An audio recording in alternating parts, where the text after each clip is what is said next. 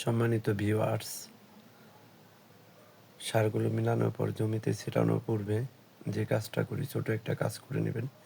সেটা হচ্ছে সারের সাথে পানি মিশিয়ে সারগুলোকে উলটপালট করে দেবেন। এর কারণ হচ্ছে যে যদি পানি না দেওয়া হয় তাহলে কিন্তু সারগুলো ছিটে শরীরে আসতে পারে। বাতাসের সাথে কী হয় যে উড়ে অন্যত্র চলে যায়, কারণ সারের ভিতর কিছু ছোট ছোট দানাদার সার থাকে যেগুলি বাতাসে অনেক উড়ে। তো পানি দিলে কি হয়, যেমন জিপসাম বা ছোট ছোট যেগুলি থাকে এগুলি কি হয় বাতাসে উড়ে শরীরের ভিতর আসে, নাকে মুখে আসতে পারে এবং সেই সাথে হচ্ছে যে বাতাসে উড়ে অন্যত্র উড়ে যায়। উড়ে যাওয়ার কারণে কিন্তু জমিতে কিন্তু পড়তে চায় না সারগুলো।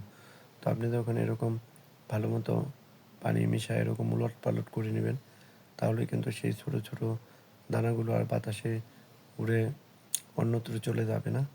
তো অবশ্যই এই সারের সাথে এই ছোট টেকনিকটা অবলম্বন করবেন। ছোট টেকনিকটা অবলম্বন করলে সার ছেটানো কিন্তু অনেক সহজ হয়ে যায়।